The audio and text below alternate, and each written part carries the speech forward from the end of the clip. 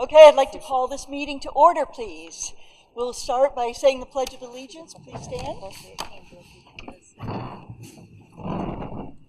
I pledge allegiance to the flag of the United States of America and to the republic for which it stands, one nation, under God, indivisible, with liberty and justice for all. Okay, tonight is our chance to show you what we've been working on as a school board, budget committee, and administration, and to present that to you. And then it's a time for us to listen to what you have to say about it, because then we go back and we meet next week and finalize our plans. We're going to start with Larry, our school board representative, sharing about the default budget. Larry? Thank you, Ms. Foley. I'd like to introduce myself. My name is Larry Heath. I am on the school board. I am the rep from the school board to the budget committee, and this budget committee has been spending a lot of time and a lot of decisions on this budget. So thank you very much for the help. Now we'll get started. General acceptance of reports. Show the report of the school district agents. This is the warrant articles that we'll start with. And then we're going to talk about the default budget for just a minute. Matter of fact, let me jump straight to the default budget. No, go ahead and do this one. All right. This one here is this is one of the warrant articles that's on all ballots. It is the one where the reports of the school district agent, auditors, committees, or officers chosen be accepted and placed on file. General acceptance of reports from the school district agent, auditors, committees, or officers. Example, the annual financial report. The operating budget I'm not going to go into, but we will discuss the default budget. The default budget is the same as the prior year budget. In other words, last year, plus changes for this year, I'm sorry. The budget will be this year's budget that will carry over for next year, plus changes for items required by law. One of those is special education. Less cost of one-time items, which were included in prior year budgets. The estimated tax input is Kingston is 94 cents per thousand, and Newton is $1.27 per thousand. I think we'll stop right there. Yeah, we'll stop right there. Okay. Let me pull up the alternative to the, if I can get out of this. Here we go. This is the budget which is recommended by the administration, the school board, and the budget committee. If I can get into a full screen here. Come on. Sorry. You're good. Oh, I'm sorry. Okay, on my computer it's showing more. Okay, so this is our proposed budget. First of all, the duty of the budget committee, according to the RSA 32.1, is to assist the voters in the prudent appropriation of public funds. What I'm going to be going through here is the process. I'm going to be showing you an overview of this presentation first, telling you what we're going to tell you, then I'm going to tell you, and then I'm going to tell you what we told you. So we're going to go through the history of the budget preparation process, the superintendent's recommendations, the summary of costs, categories, and changes in his recommendations, the budget committee proposal, the estimated tax impact, and then the next steps. Please understand that this proposed budget does not include costs from any proposed staff increases or other warrant articles. So our budget history is that the latest actual that we have was from last year, and the expenditures were $33,796,794.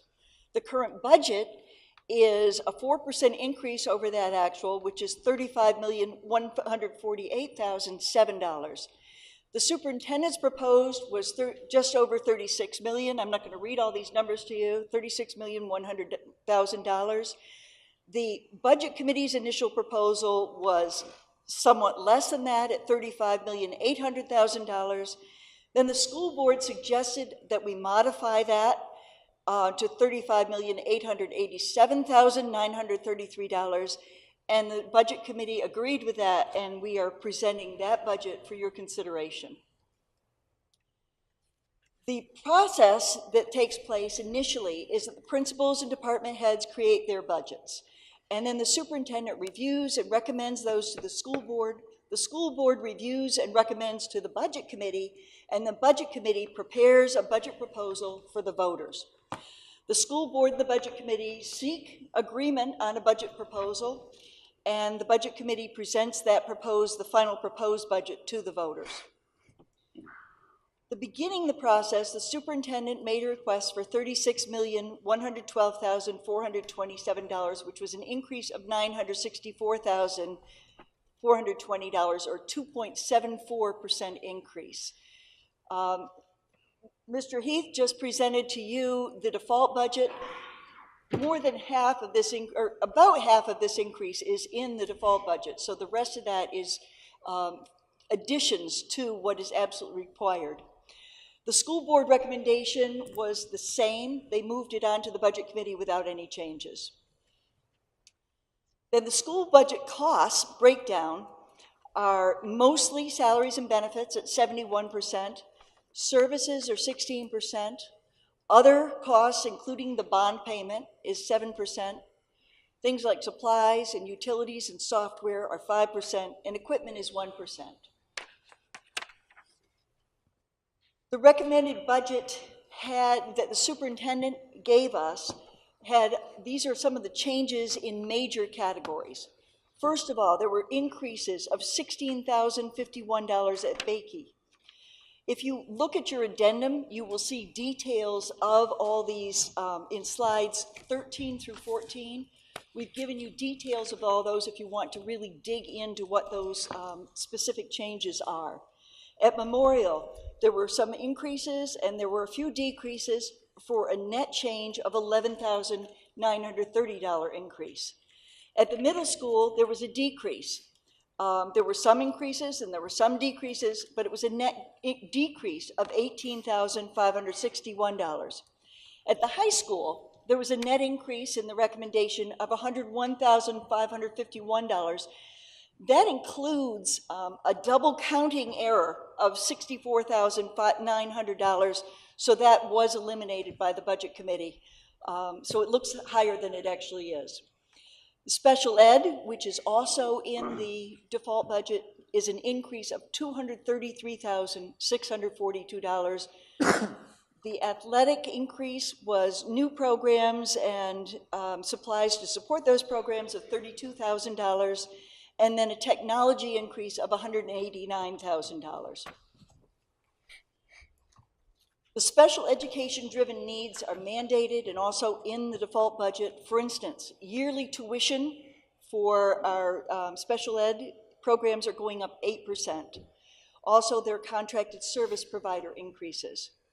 There's investment in the technology infrastructure for the schools, programming needs for the students, more books for elementary classrooms, a tuition increase at the Seacoast School of Technology, and additional extracurricular opportunities. The budget committee proposal had a few decreases off of this. Our initial proposal was $294,000 less than the superintendent's initial recommendation. Then the school board asked us to increase that by $70,000, and the budget committee then proposed our budget with a net decrease of the superintendent's initial recommendation of $224,000. The difference from the current year is an increase of $739,000, or a 2.11% increase. You may remember the superintendent's proposal was a 2.74% increase. So the difference from the default is a 0.8% increase. For the schools, these are some of the changes that the budget committee proposes to the voters. We propose that initially the administrators had asked for more books, and the budget committee felt that more books were a good idea for the elementary grades, so we put in 10,000 for each of Bakey and Memorial. Then we removed the additional athletics and felt that that's something which just has to wait until we can have more money generated in the system, and hopefully by some consolidation amongst the schools and reconfiguration of things that have been identified by the NASDAQ study, depending on how the voters feel about that. The high school, we removed that duplicate staff entry. We chose to defer investment in air conditioning to one of the rooms here, which is a meeting room, and fiber cabling. And pending what happens with any changes that might be needed if the middle school, in fact, does move to the high school. The higher SST is in there, and we took out new athletic programs. Those were not defined in the proposal, and we felt that those were something that, unfortunately, while we're in favor as a group of athletic programs, we felt that this is something which was not something that should be done at this point. So the total school only, we decreased by 0.6%. Without that duplicate staff entry, it's only 0.3%. Now please understand that anything the budget committee comes up with, we justify the numbers that we're proposing to you. However, we don't determine exactly how any appropriated money gets spent. That's up to the school board in March after the elections.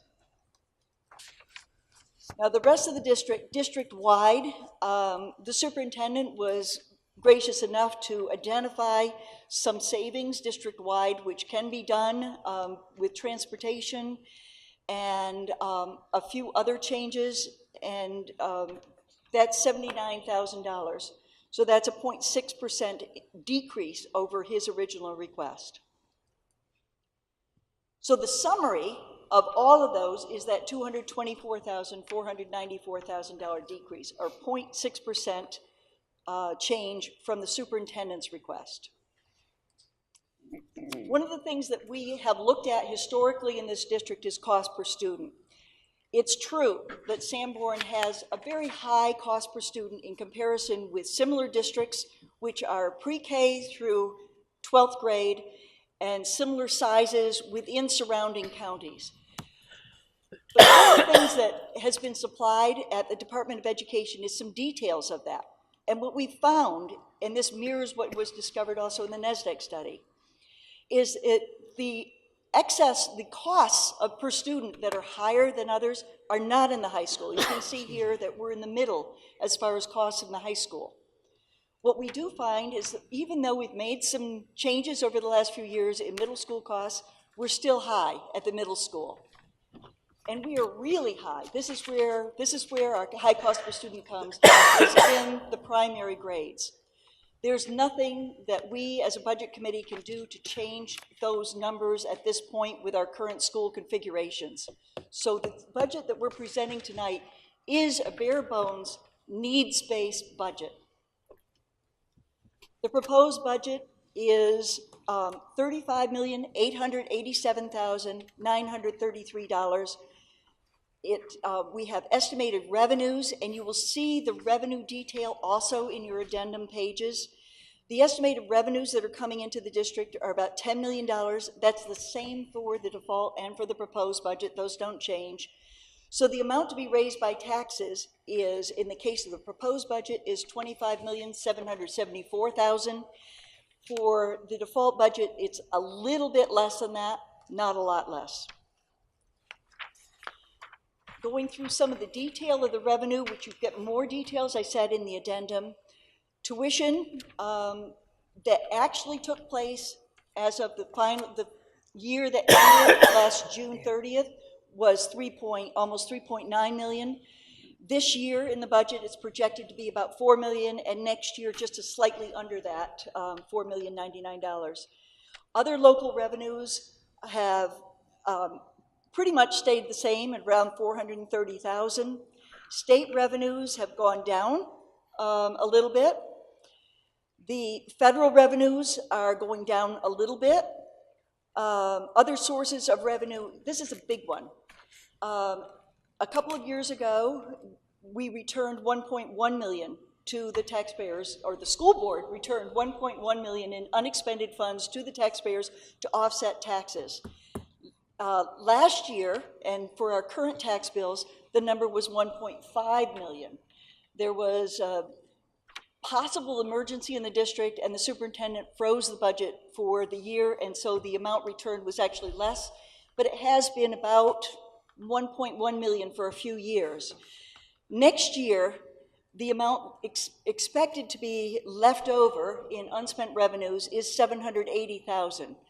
As I said, this is a bare bones budget. It's needs-based. We have been tightening up on the amount of money that is available in the district, and you're going to hear more about some thoughts for alternatives to just having kind of extra money in the budget to be able to give us some safety nets. So the total revenue before taxes, as you can see, is less than it's been. It's almost $1 million less than it was last year. See the 10,113,000 versus 11,078,000. The estimated taxpayer impact. Mr. Heath had showed you that in Kingston, the default budget's 94-cent mill rate. That's the cost per thousand evaluation. That was a 5.7% increase over what is currently in place. With this proposed budget, it's $1.12, which is a 6.8% increase.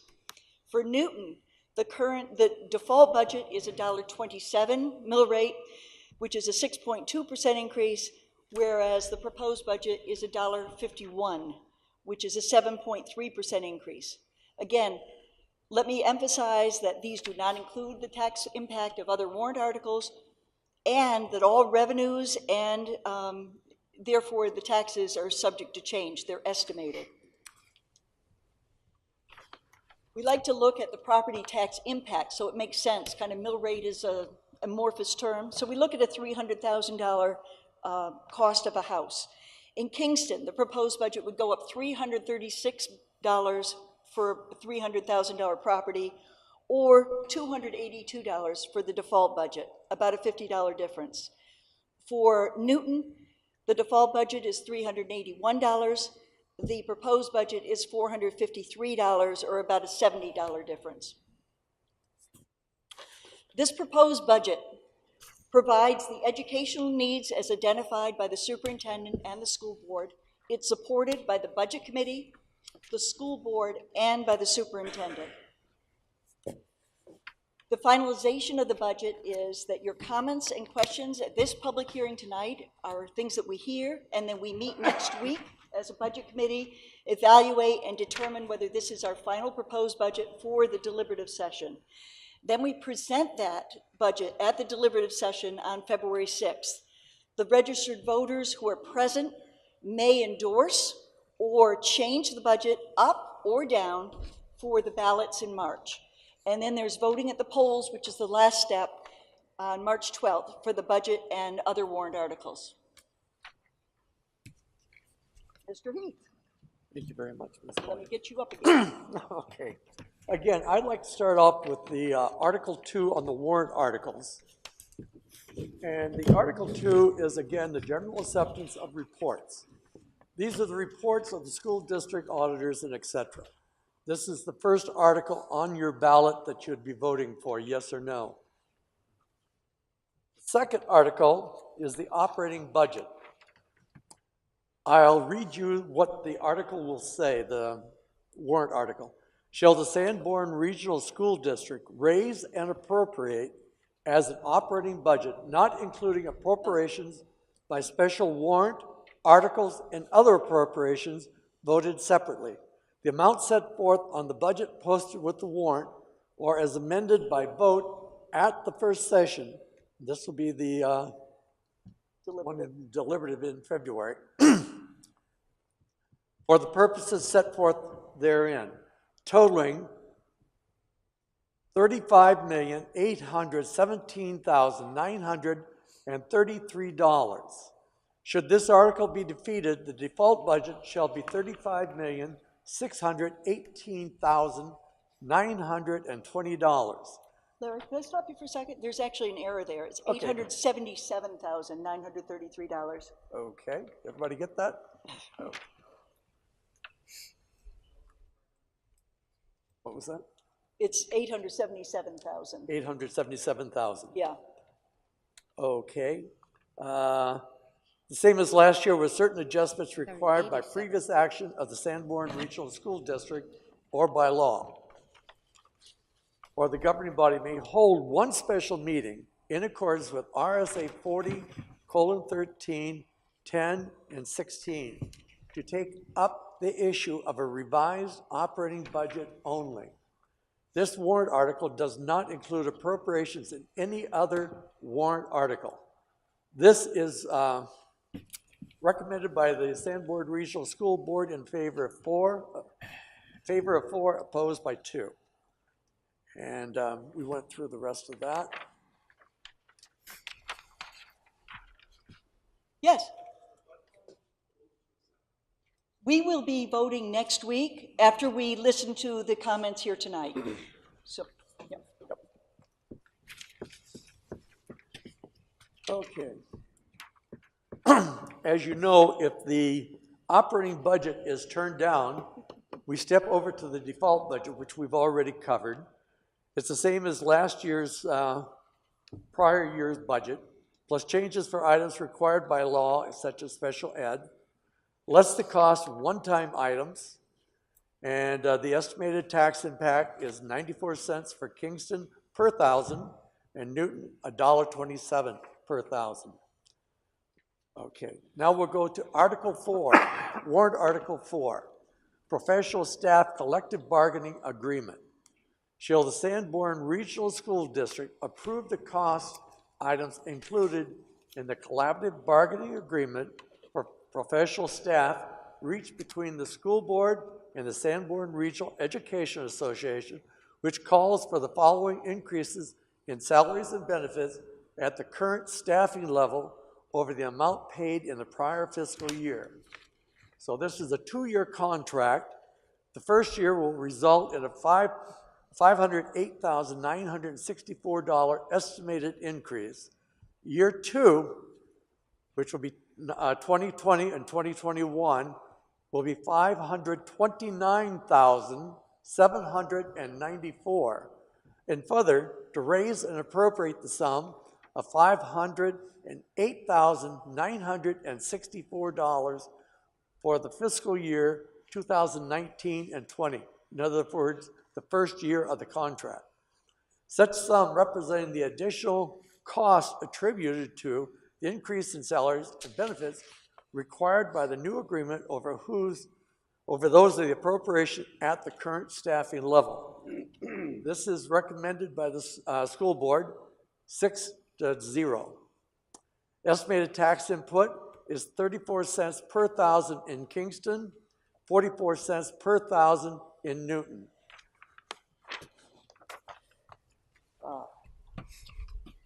I'll give you a little bit more information on the professional staff collective bargaining.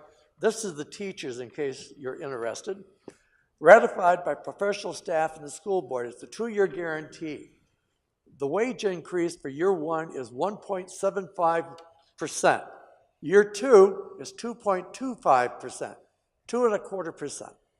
No curricular increases, no circular. Co-curricular increases is 2% both years. The employee health insurance is now at 90.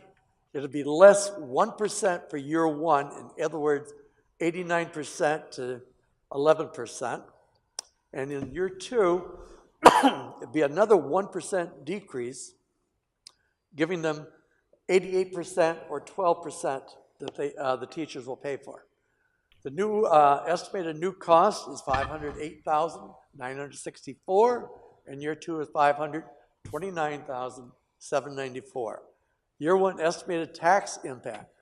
Year 1 on a $300,000 home, Kingston is 34 cents per 1,000, or $102, and Newton is 44 cents per thousand at $132 for a $300,000 home.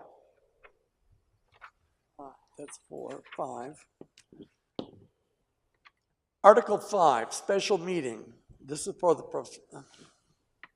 Are we not going to be allowed to ask questions in a public hearing? We're presenting first, and then there'll be questions.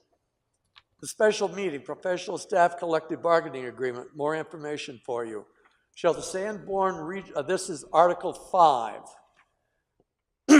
Shall the Sanborn Regional School District, if Article 4 is defeated, authorize the governing body to call one special meeting at its option to address Article 4 cost items only.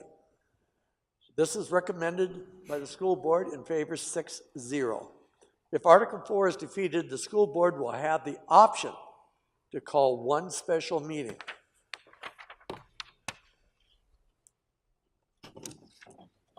Article 6, the support staff collective bargaining agreement.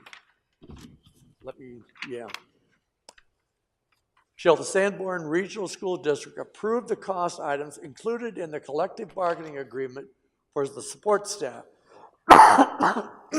excuse me, reached between the school board and the Sanborn Regional Educational Association, which calls for the following increase in salaries and benefits at current staffing levels over the amount paid in the fiscal year, the prior fiscal year. Year 1, this is a 3-year contract. Year 1, 2019 to 2020 is $85,173. Year 2 is 2020 to 2021 is $91,480. And year 3 is 2021 to 2022 is $86,068. And further, to raise or appropriate the sum of $85,173 for the 2019-2020 fiscal year. Such sum represents the additional cost attribute to the increase in salaries and benefits required by the new agreement over those of the appropriation at the current staffing level. This is also recommended by the school board, 6-0. The estimated tax impact, Kingston, 6 cents per thousand.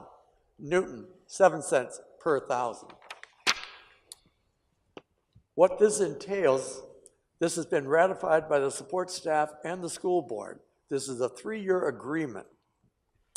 The wage increase for year 1 and year 2 is 2.75%.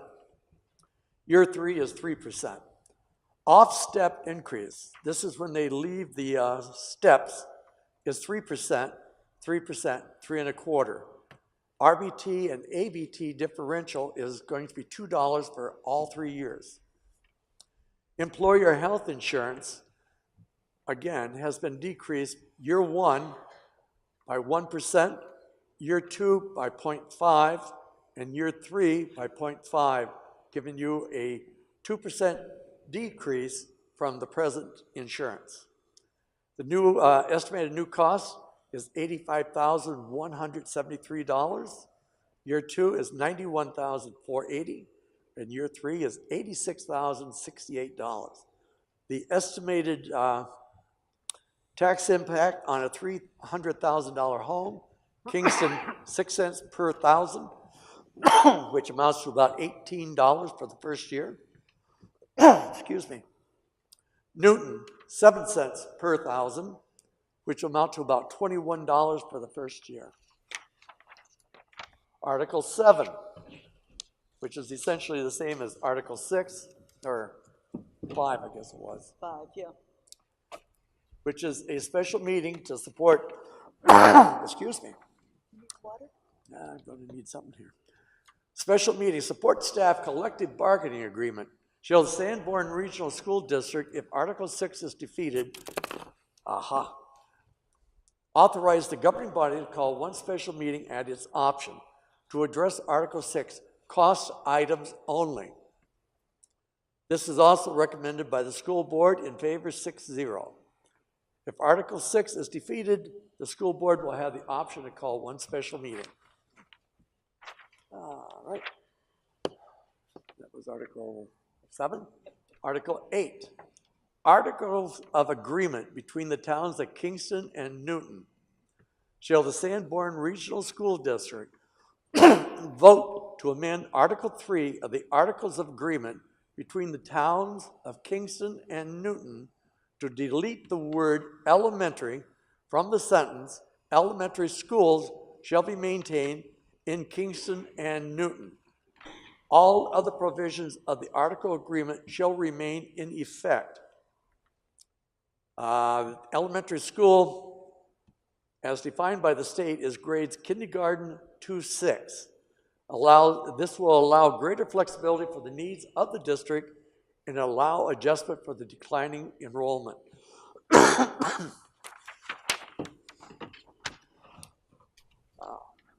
One more. Two more. Article 9, Capital Reserve Fund, unanticipated educational expenses.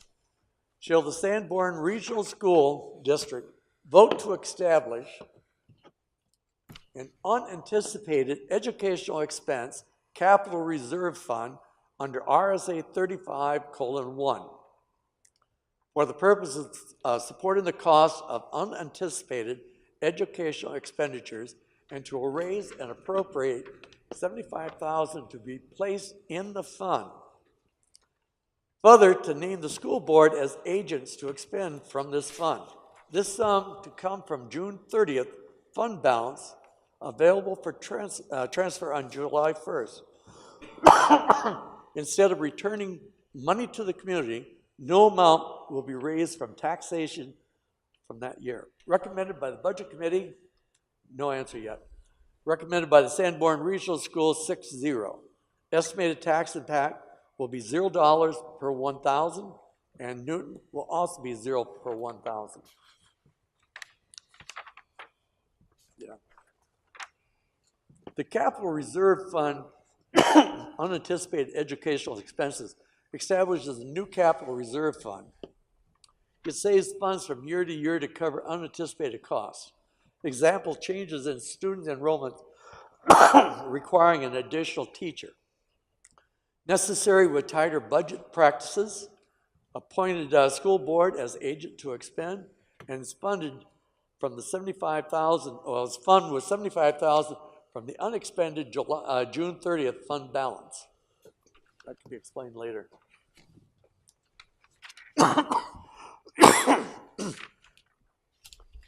Article 10, Capital Reserve Fund, capital improvements and maintenance. Shall the Sanborn Regional School District vote to raise and appropriate a sum up to $25,000 to be added to the capital improvement and maintenance capital reserve fund previously established. This fund to come from the June 30th fund balance available for transfer on July 1st instead of returning the money to the community. No amount to be raised from taxation. This, again, is recommended by the school board, 6-0. Estimated tax for both Kingston and Newton is 0. Article 11, the last one. This was submitted by petition on behalf of the self-funded Sanborn ice hockey team and registered voters of Kingston and Newton. Shall the Sanborn School District raise and appropriate the sum of $10,568 to partially fund the high school hockey team. These funds will be used to cover non-ice time expenses, to include away game transportation, coaching stipends, game official fees, uniforms and athletic dues and fees. The Sanborn ice hockey team is playing its 6th season with the last 4 as a varsity program. The costs associated with each of the 6 seasons have been covered by fundraising efforts of the Sanborn Ice Hockey Boosters Club. This article provides partial funding for the varsity ice hockey with an additional $14,500 of funding to come from the Sanborn Ice Hockey Boosters Club to cover the ice time expansion. The school board has recommended 4 in favor, 2 opposed. The estimated impact on the town of Kingston is 1 cent per thousand and 1 cent per thousand in Newton. That is all that I have. Thank you. So now it's time for questions and for us to hear what your comments are. I wanted to invite Mr. LeBlanc to come up and speak to the 11th one first, since it's a petition warrant article that he's very familiar with.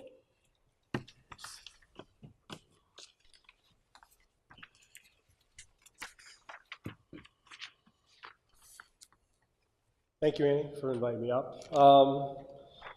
So this is the petition warrant article put together by voters in Kingston and Newton, obviously, and mostly members of the Sanborn Ice Hockey Boosters Club, who have been running for the past 7 years now a self-funded ice hockey program for the students at Sanborn High School.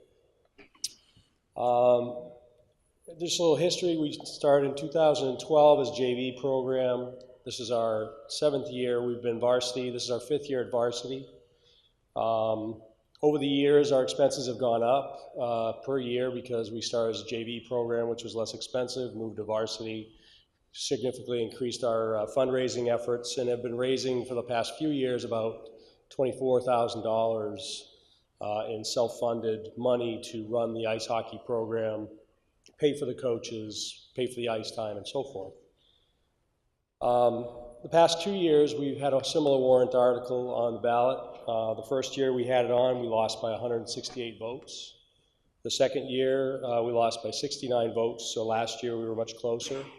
And following that vote, we actually had members of the community put together a GoFundMe page, and the members of the community actually raised $7,000 for us to help defray our expenses. This program fields about between 15 and 20 student athletes each year. This year we have a little bit of lower numbers. I think we have around 14. We play our home games right now over in Haverhill. It brings the community together, both the school community as well as anyone else who wants to come out and watch a nice hockey game. The students enjoy it. We've had great student response this year because our home games are a little bit more local this past year. Last year we were a little further away, so the students are coming out, cheering on their team. This program feeds into what our superintendent has identified as one of his entry assessments as increasing the extracurricular program offerings in Sanborn. This has been an extracurricular program offering that the community itself has been self-funding, and we as the hockey board are reaching out to the community. Instead of being just us doing the fundraising for this, we'd like to partner with the school community and have it be a partnership instead. And I want to be clear that the Boosters is intending to cover all the costs for the ice time, which is an expensive part of ice hockey. If you're familiar with the sport, ice time is expensive. What the Boosters would like is just coverage and costs being covered by the school district and from the voters, obviously, to cover the normal expenses with any team sport, like paying for the coaches, paying for away transportation, coverage of the uniforms, just the standard cost that every team sport at the Sanborn High School has currently. And we are an NHIAA recognized sport. We have to pay our dues to the NHIAA in order to be covered by that. So it's all those types of things that we're looking for hopefully the community to support us on. And I guess in the past few years, both the budget committee and the school board have voted against recommending this. So that goes how it goes on the warrant. We had a nice response from the school board last night. They voted 4-2 in favor of this. And I really hope that the budget committee will consider voting in favor of this article as well, so that hopefully the voters in our district feel that the budget committee stands behind this. Thank you.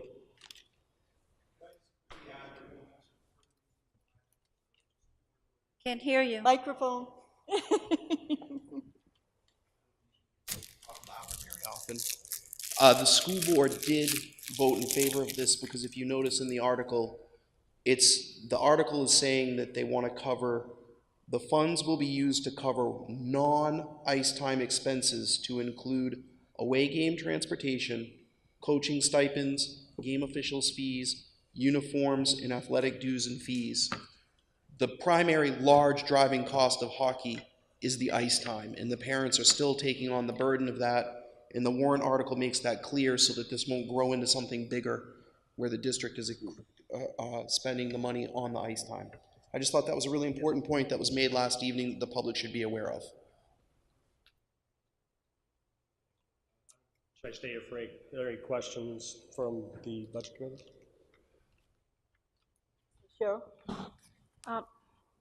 You're asking for $10,568. Is that just for this year, or is there an expectation that that amount will be paid by the district, that would be included into the budget for subsequent years?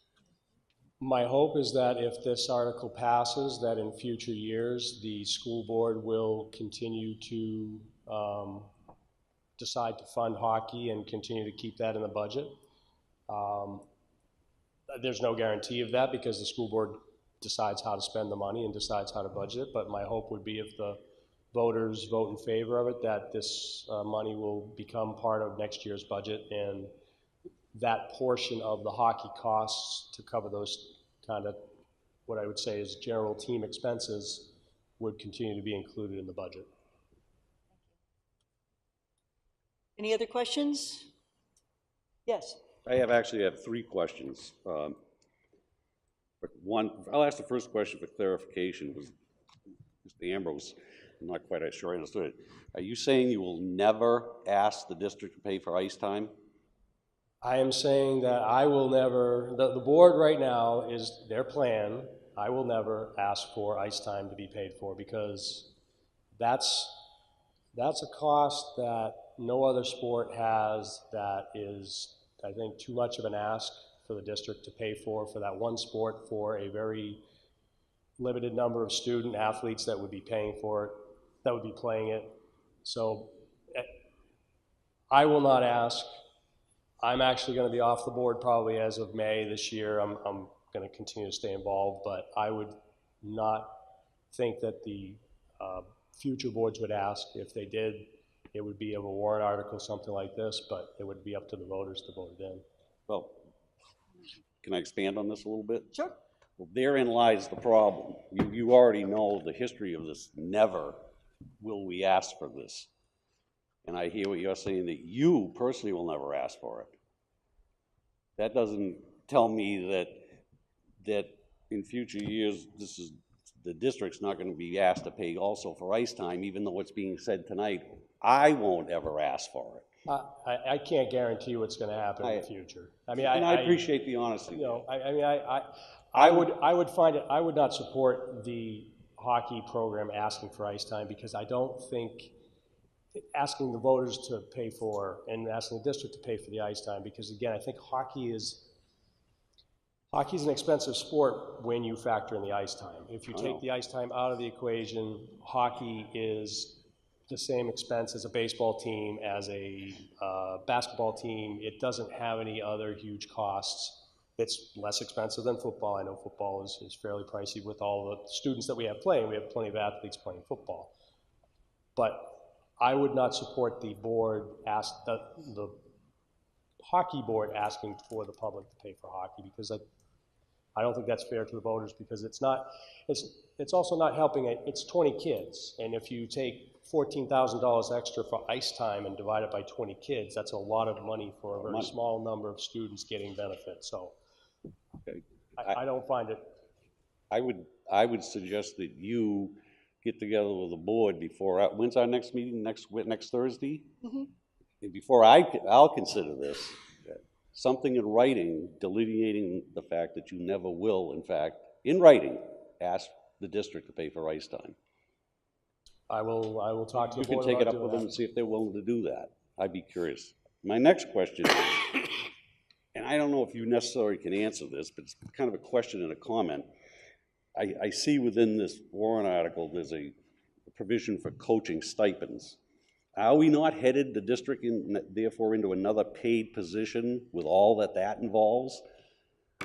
That's included in the $10,000. Yeah, I know. It's part of the collective bargaining agreement, and we actually we fundraise in order to pay our coaches, and that's part of what we fundraise for, and yes. I appreciate your honesty. I have a problem with that. That's the district creating another paid position, at least, which with the coach comes assistant. Next thing you know, you get assistant coaches, assistant coaches, and everything else, and they become employees and on and on. That's just my opinion. So I have one other. I just want to be clear that we're going to be meeting next week to have budget committee comments, and what we're really looking for tonight is comments from the voters out here. Well, So you if want we me to could- go down there and make these comments? Would that be better?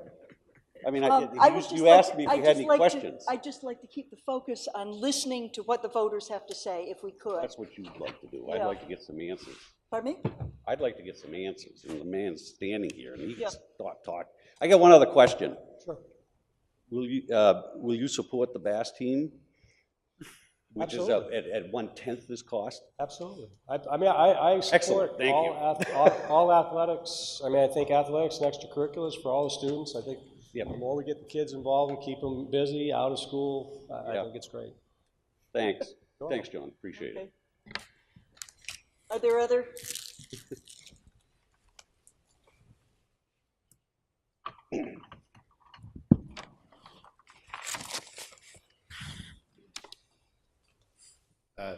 Oh, there is one. Okay. That's it, just come, yeah. Barry Gluck from Newton. I just want to speak in favor of the warrant article for the hockey team. I have no skin in the game. My kids don't play hockey, so I did as a kid, but a long time ago. So I just want to commend the Hockey Boosters Club for, what is it, 7 years now or more, actually. Even before you started, even before the team came into formation, there were a few years of forming it.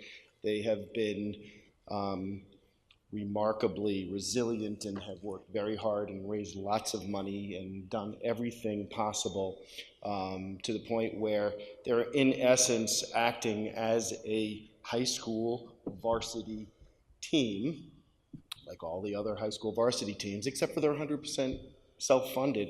And I think the fact that they're committing to continue to pay for ice time, you know, I think it would be unreasonable to ask that they never ask for it. There's no, you know, but just because someone in the future may ask for something doesn't mean that it will get approved. I mean, I don't know how you could prevent someone from asking for something in the future, but nevertheless, that's not what they're asking for right now. So I think it's a very reasonable request, and I would just ask that the Budget Committee support it.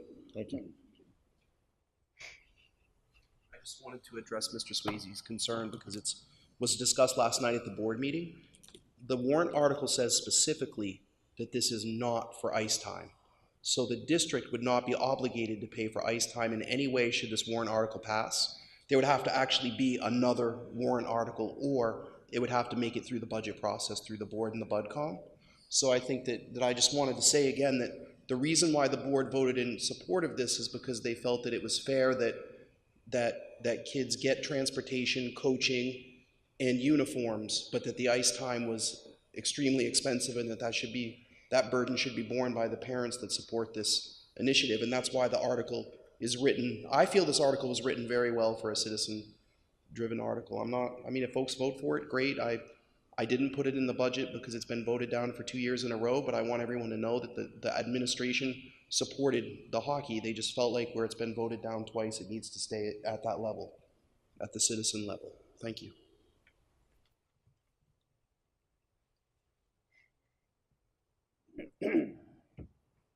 Hi, Sally Lantigua from Kingston. I just have a question about Article 8. Which one? Article 8. Okay. Just why are we taking elementary out of the article? Not to have an elementary school in Kingston and Newton. Okay, this is a school board article proposal, so Mr. Ambrose, do you want to speak to that?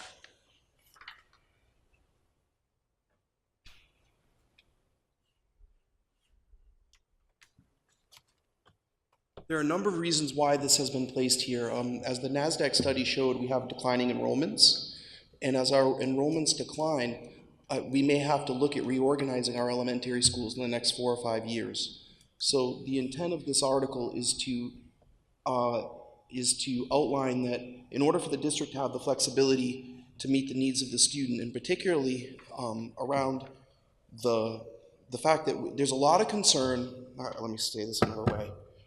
Everyone keeps asking, where is all of the money going? We have a $35 to $36 million budget. Our academic scores are not going up the way we'd like them to, and our district is spending a lot per pupil relative to other similar districts. And the answer is simple, in essence, but complicated to figure out. So after 18 months of study, I've come to the conclusion that we have 1,600 students and we're running 5 campuses. All the money is going into facilities instead of teaching and learning, and that's a real problem. So opening up this warrant article gives us the opportunity to potentially, in the future, organize the district so that we have a K-3 school or a 4, 5, 6 school, different gradations with all the students at one level in one building, whereas right now the Articles of Agreement bind us so that we cannot do that. We're also out of compliance with our Articles of Agreement because our Articles of Agreement say that there's an elementary school in each community, and each community elementary school is defined as K to 6 by state statute. Ours are only K to 5 in Kingston. So it needs to be addressed, and so there's a lot of different reasons for this article, but the bottom line is that there'll be more information coming out about this, but the bottom line is that in order to meet these competing desires, on one hand to improve the academic performance of our students, and on the other hand have reasonable increases in our taxes, it's kind of like what my email says, the bottom of my emails. The definition of insanity is doing the same thing over and over again and expecting a different result. We really have to look at things differently in order to be effective, and this at least frees the board, the BudCom, and the communities to have the conversation. Right now we can't have the conversation, and we're out of compliance at this time. I'd like to add to that just one thing, is that last night at the school board meeting, at least one member of the school board wants to explore, there's an active exploration of moving grades 7 and 8 to the high school to have a middle school experience, or a junior high experience, I guess that would be called, for 7th and 8th. But then there's at least one member of the school board who says, let's explore 6th, 7th, and 8th. In order to explore anything, we've got to get in compliance, which means that we need to change this language so that we can have the flexibility to look at the options to see what's best for the kids and for effective learning. So that's kind of a non-budget committee statement, but I wanted to share it because I was at the school board meeting where that was discussed. I find it interesting. You didn't want me to say this kind of stuff, and you're doing it. I was just responding to a question from the floor.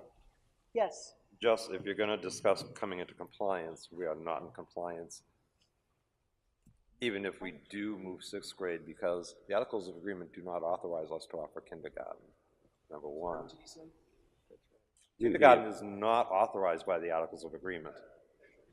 However, after legal review, though, you can have, because we do have kindergarten, and the law, so the Articles of Agreement do not state that kindergarten has to be in each community, but the definition of an elementary school by state statute right now is that an elementary school is either K to 6 or pre-K to 6 or K to 8. And so the fact that we have 1st grade in each community is fine. That doesn't cause a problem. The problem is that we don't have 6th grade at Bakey. well, the other thing is the article needs to mention the fact that it requires a 66% EA. The Articles of Agreement require a 66% majority vote in order to change them. Yes, sir, it's a 2/3 vote. So that article will be changed? I did not receive that feedback from our legal counsel, but I can ask them again. Okay. Are there any other comments, questions? Yes, sir.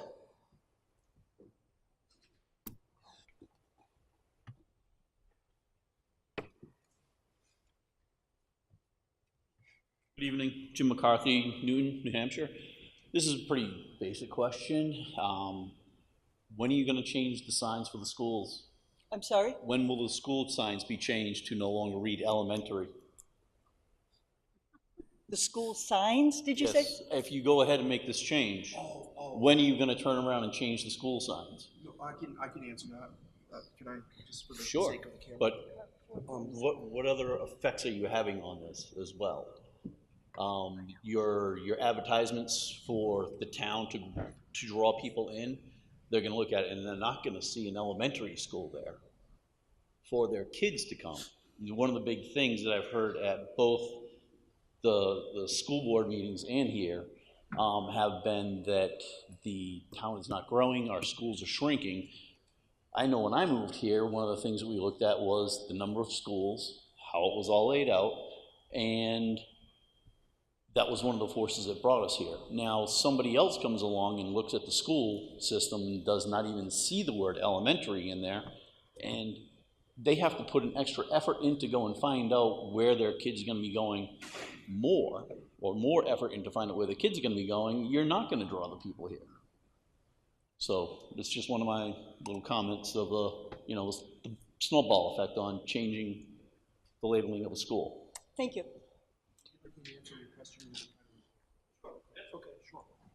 The answer is that nothing would change right now because there's no plan to change the elementary schools. We're simply asking that the article of agreement be adjusted so that the word elementary school is taken out for future flexibility. So at this time, there's no plan to do anything. There'd be a huge process before anything was done. But the reality is that we're also losing families to their high taxes. And so we really have to balance the tax impact with the cost of our schools. And most importantly, from my perspective, our kids need support to learn, and so we have to balance that as well. So what I'm saying is that this article is designed to give the district flexibility in the future, not to change anything today. So if this article passes, the answer to the question is there will be no change to the names to the school or the layouts of the schools at this time.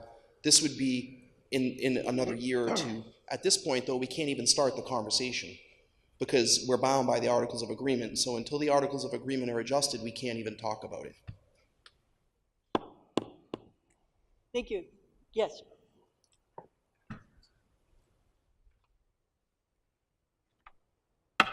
Hi, Tammy Gluck from Newton. And we didn't talk a lot about in the presentation, or you didn't talk a lot about revenue. And I just wanted to make the point that if you look from 17-18, 18-19 to next year's projected, the estimated revenue that's coming from the state adequacy grant from the state of New Hampshire continues to go down. So this is not a problem that is unique to Sanborn. It's happening across the state, and until we as taxpayers and voters address how we fund education here in the state of New Hampshire on a state level by making that an issue and a concern, especially in a town like Newton, more specifically than Kingston, where we have very little business and additional business property tax to help affect and offset the cost on property tax holders that own houses, it's going to continue to be an issue. So I just want to draw people's attention to that because I think it's an issue that's bigger than just Sanborn, and it has to be addressed at the state level. So.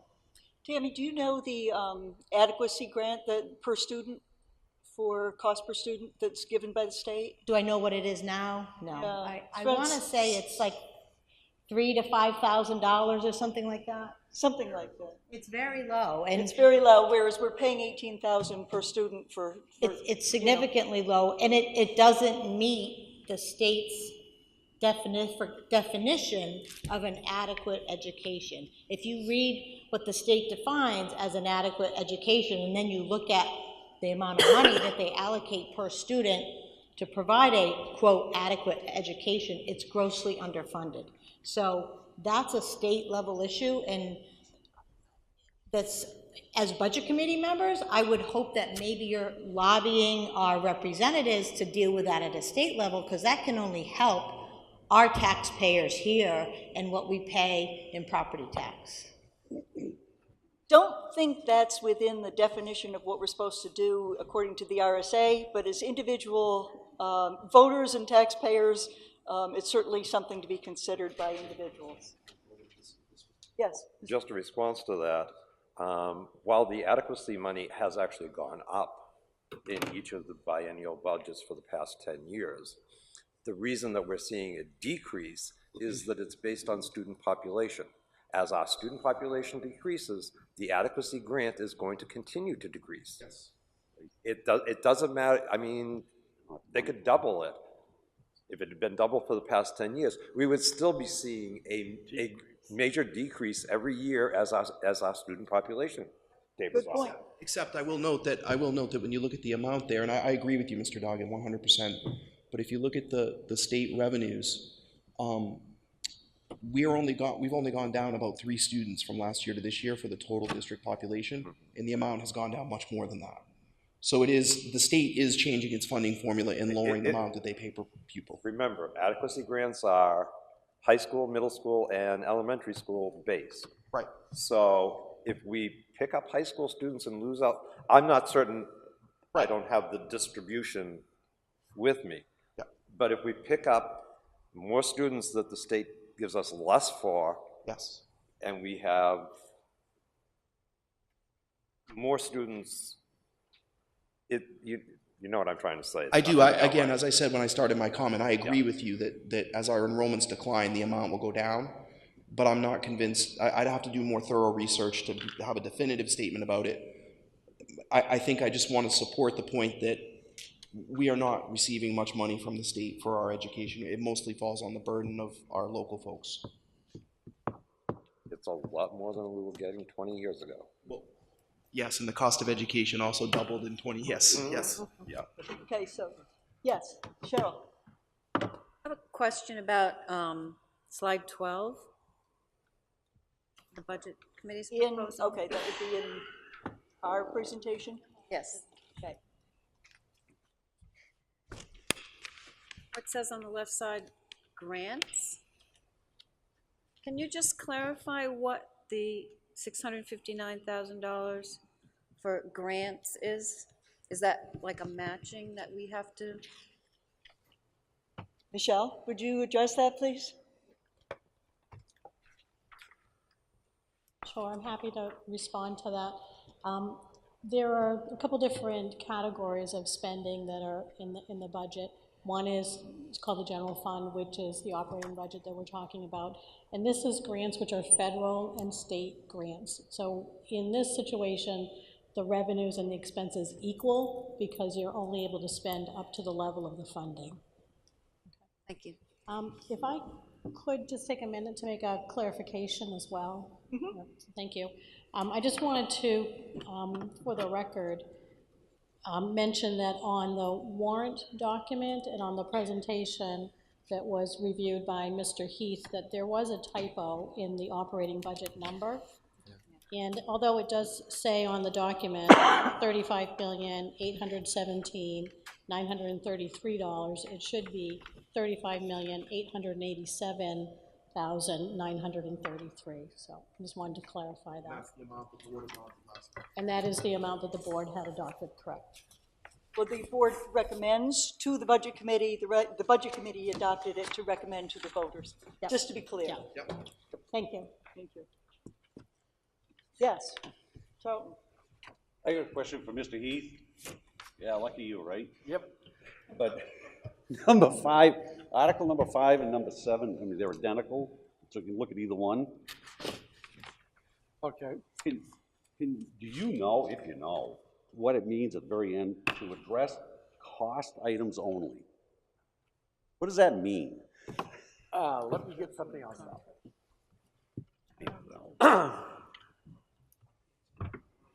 Sure, go right ahead. So what happens is, should the paraprofessional or professional staff contracts be voted down, the board has the option to have a special meeting to address the cost items. So the community only votes on the cost items, which is the salaries and benefits. So we would essentially go back to negotiating with them to try to find a medium ground and ask for another vote to try to pass those contracts. So it gives us but it only gives the board the option. It doesn't mean that they have to exercise that option. So the special meeting would just address, like Article 4 above 5. but Right, might- it only might have a addresses, diff- that's might why have a there's two different figure. identical articles. There's two identical, the language is the same in both, they address the one prior. Yeah, So if I the know. teachers, if the professional staff contract fails, the people have the right to vote, yes, you could have a special meeting one time. If the paraprofessional or support staff contract fails, you could vote, yes, you could have a special meeting if the board chooses to, so. They choose to do it. Yeah, well, the way the Chair Broderick put it, and I don't want to speak too much for him, he's not here, but the way that he put it to the board last night is, feel free to, oh, I lost Jim, he left. But you have a couple board members. Yeah, correct me if I'm wrong, but the essence of it was, if the vote should fail by just a little bit, the board is more likely to exercise that option. Yeah, I get all that, If the article failed by a lot, then it would be less likely that they would exercise that option. but it could go either up or down. I would assume that I if it assume so. failed, that there would be a conversation about lowering it, but I don't know. Okay. I mean, it's like anything, you don't know what folks are gonna do, All so. right. I got another question for Mr. Heath. Okay, go ahead. Oh, so somebody else, Okay. Tammy? sorry. My turn now. Yep. Tammy Mahoney from Kingston. While we're on the subject of the staffing contracts, I did want to just encourage the Budget Committee to support the staffing contracts. The team, I wasn't a member of the bargaining team, but Mr. Heath and Mr. Baker and the administrative team and the negotiators for the staff worked really hard to create these agreements that the public would hopefully support. They really sharpened their pencils. Everybody, I think, my understanding is there were compromises on both sides. We thought they were reasonable. The board voted unanimously for both of them, and I'd just like to encourage the Budget Committee to support them as well. The staffing is extremely important. We really want to support the teachers. We want to support the support staff as well. I think Mr. Swayze was next.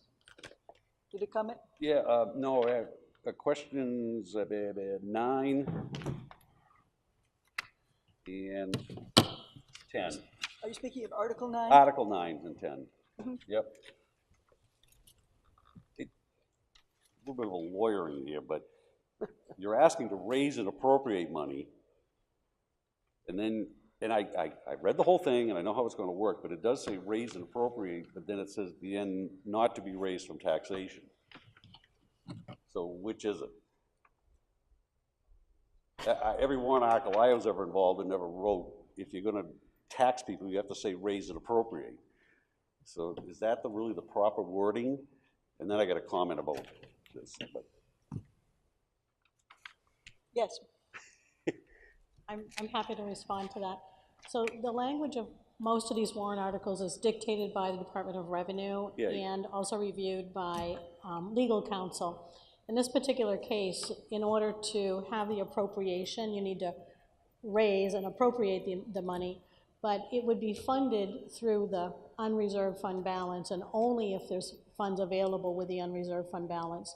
So therefore, it's not raised through taxation because it's raised, it's whatever's not spent from the prior year. Did that answer your question? Well, yeah, it's kind of, I understand that. I just don't think it's really properly worded, but you may be stuck with this language in proper We revenue. only have so much wiggle room with the wording of the articles. The Department of Revenue does dictate some of that. There was quite a discussion at the school board meeting about that very point last night. So if you listen to that video, it may also give some more information. And I have Jim has a question, I have a comment.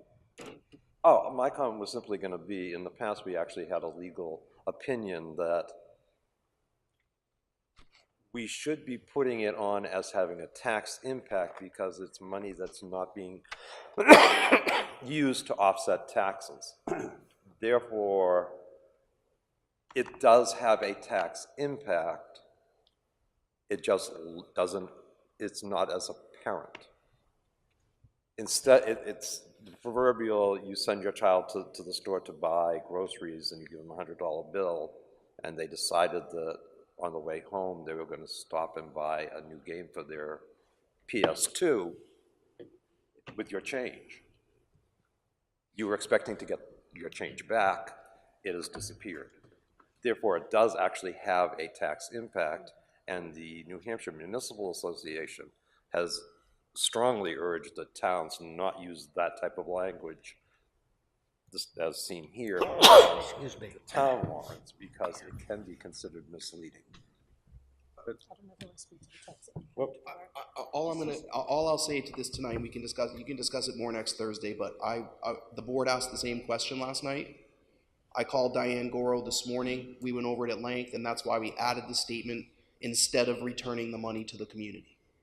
So it reads very clearly, this sum to come from June 30th fund balance available for transfer on July 1st instead of returning the money to the community. But voting yes for this does not generate more taxes.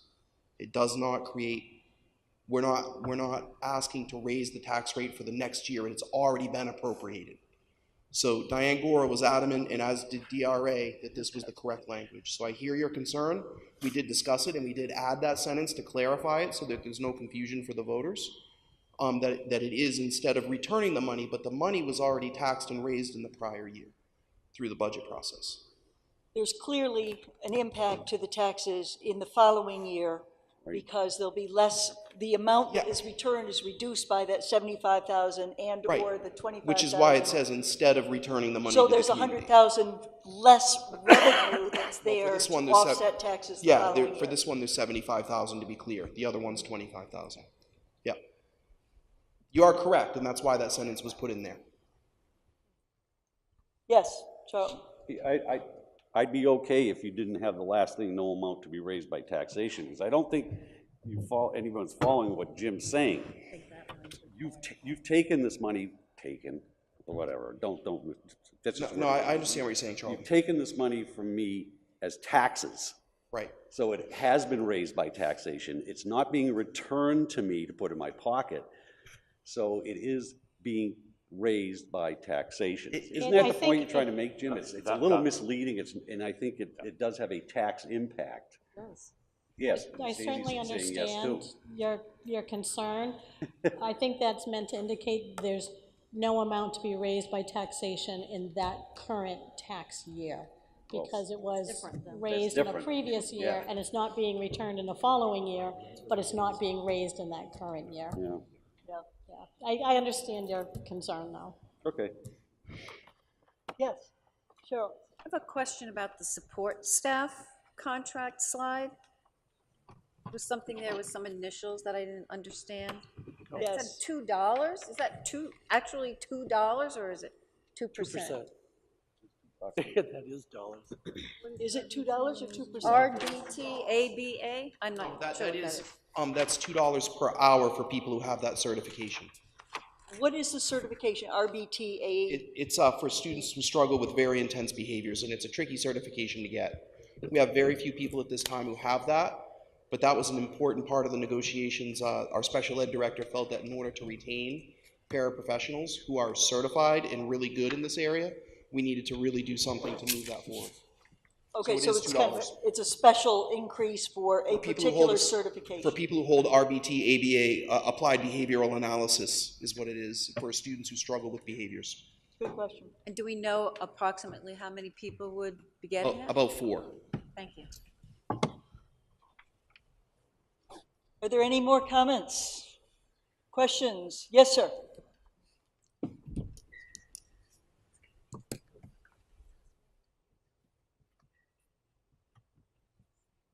Jim McCarthy again. I see what you're saying about the comment of no further taxation is going to happen to the community and that kind of stuff. Wouldn't it be just as simple to turn around and say there'll be no further taxation for the fiscal year 2019 to be, raised during that year to fund this? Couldn't a year be added to that sentence to clarify that there's no funding? There's no taxation during 2019 to cover that. Quite honest, Madam Chair, if I may, Yes. The caveat that used to be placed under it was that no new money would be raised through taxation. Right, yeah. Same And- effect. And that can be changed, can that be changed still by the school board or it could be changed at the deliberative session by voters present? I would say at this point that I could certainly look into the sentence, no amount to be raised from taxation further. I focused today on the sentence that said, instead of returning the money to the community per the school board's feedback. Again, this language has been read and vetted by the DRA and our lawyer. I get nervous about changing it, but I would be happy to call them and ask if there's a way to clarify. This has been a struggle for all of us. We don't want to, there's no intention by the board to try to get the community to vote for something and be misleading. The money was already appropriated and raised through taxation. So there's no, I would agree that your language suggestion does in some ways clarify no future taxation or no taxation next year. It's just not going back to you, which is why we said instead of being returned to the community. If it's the will of the BudCom, I'm happy to have a chat with them and see if we can do anything about this. It's certainly, we want this to work for everyone. It was Diane who suggested the caveat of no new. Yeah. Yep, I will ask her, Jim. I think that's a great idea. Yep. That comment was suggested last night by one of your board members, and I thought that was going to be under consideration for edits in the final draft here today. Well, like I said, what we came up with when I spoke to Diane today was the language, instead of returning money to the community. She felt that clarified it. But I would be happy to ask her, no new amount to be raised from taxation would make a lot of sense. And I'm happy to do that, you know? I mean, we're here to work together and get this to work. I think it would help for clarification, transparency. Is that pretty much consensus from the Budget Committee members? Can I have a show of hands? Okay, yes, that would be really great. That would help us. Okay, yes. I have questions for Mr. Heath. Oh, no. On Articles 4 and 6, Yes. the percentage that you gave, that is plus a step increase. That's on the matrix. That's, Excuse me? there's a matrix that they have in their contract. Right, I know, And it's just following. It's We'll get him it's done. 1.75% plus steps. It is plus steps. It's Okay. a wage increase of, Okay. so when you give a professional staff contract collective bargaining agreement, an increase of any kind, the steps are implied. Right, so it's 1.75% plus steps. no, it always used to be presented as it was step plus, because the standard step is 3.5%. So I'm here sorry, the you're standard talking. step is how much? Standard step is 3.5%. No, No. that's way too Unless high. we did the matrix. Yeah, no, we've studied the Matrix, trust me, I might as well just become one of those, like the movie The Matrix. I've been living on the Matrix. It's not 3.5%, not even close. Some folks, I think the average wage increase on the Matrix with the 1.75% was roughly 3.25%, with the 1.75%. Is that correct? That was Well, 3.25. we didn't get copies of I've yet to see the last contract. You are welcome to have a copy. It was denied me, so. No, it's right on the web. The last contract's right on the web with the Matrix. You can go right on the public World Wide Web and see it. The last contract, not the current one that is Oh, okay. up for election. It is online? Yeah. Yeah, oh yeah, Yes. right in our policy manual under H. It's- Okay. Yep, it's- easy to get to it's on the by any state- public member. It's on the state. I asked like 5 times for, well. You didn't actually, ask me. I asked for a printed copy of it. I thought that what you I'm were always asking happy to for- give you a copy. Excuse me, my mistake. What I thought you were asking for was a copy of the proposed contract. The current contracts are available online on the state and on the Okay. SAU website. Just to be clear for the public, the contracts are under our policy manual under H. Yeah. Professional and I support get staff. both. Yeah, Thursday we need this year. Yes, Okay. I'll get this year's for us. Hold on. Not a problem. Is there I'll need anything 2 else? copies. Yes, Charlton. So I have a comment regarding the budget amount. I did a little quick math up here, and this is kind of more for the people that are home. And if you add the tax impacts, and I did it for the town of Newton based on a $300,000 home. You need to listen to this. The budget, if you add the budget increase, you add the teacher's contract increase, and you add the support staff's increase, and I did them at the end, because that's what's gonna impact you. Newton's tax, your house tax in Newton on a $300,000 home will go up $616. I'll repeat that, over $600. That's just on a $300,000 home. And on, I'd like Michelle to verify that math just for a moment, please, because Well, this is a okay. public meeting, and we don't have a visual with the math laid out, and I can't verify. Just, can you hold on just one second? It was Oh, $110 for the support staff, for the professional contract, and $336 for, Well, this is, yeah, or $453. I'd just so like that'd be Michelle to- $563. $453 for the budget, yep, $132 for the teacher's contract, and $21 for the support staff. yep. That adds up to $616. That's what you're looking at, folks. And that's not with anything else. That's a lot of money. A lot of money. What is it? I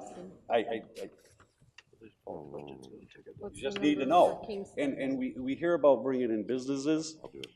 If you had a $2 million business, which isn't a lot, what is that? How much is that for a tax increase on your $200 or $300 million commercial building? Like, wow. And I have some clients that just say, it's unbelievable how much it goes up. They're not talking $600, they're talking thousands and thousands and thousands of dollars. And you're not gonna attract business if you're gonna have a tax rate that just goes this way. I don't think this is a bare bones budget. I'd say not. And I just want to say I can't support this. It is way too much money. Way too much of a burden on the community. Yes, Well, Cheryl. that's my comment. Someone add what it would be if we voted down the budget and got the default? Probably 600. That would be $600? $381 if only the default budget passed and nothing else passed. It'd be a $381 increase. No, I meant in Newton. the default with the contracts as well. The default with the contracts? Right. That would Basically, be what plus- Mr. Swayze just added up, but instead of the Right. operating budget, the Right. default budget. Could I just verify that Mr. Swayze's number of $606 was correct? Except, everyone here, yep, no, I just like to double check math because we can all make mistakes and it's important. I think it's really important, and at this point, I really feel like we're not having a public hearing, we're having a BudCom meeting, so this is my last comment, okay? You know what, I'd like to say that based on these comments and these questions, I think we should add a slide into the presentation for the deliberative session Yes. Yep. that shows the total impact of default, of all the Fine with that. contracts, Yep. of the proposed with the default, of the proposed with the with the contracts, so that people can get that view because it's important. But I want to make one quick point that we need to remember when we have the hearing, the first deliberative. The district gave back $1.5 million this year, and the board voted not to withhold any money to offset future taxes. So the tax rate went down a lot this year. It went back up. And memories are short that the tax bill this year went down because we didn't withhold that money. And honestly, if the board had withheld the $500,000, it would have covered the cost of the teacher's contract. And so that didn't happen. And so your taxes went down this year, and now they're going back up next year.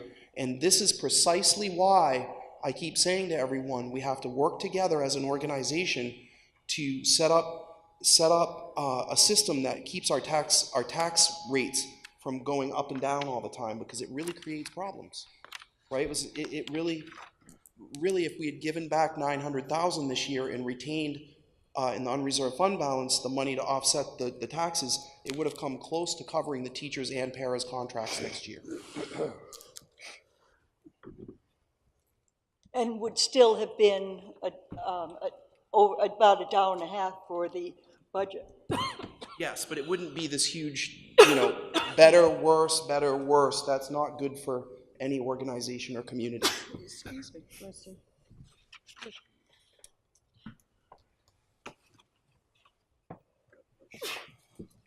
I'm Tammy Gluck and I live in Newton. It will cost me $1.38 more a week to have the proposed budget versus the default budget. Actually, it'll cost me, yeah, about that, on a $300,000 house. So that's what it equates to per week.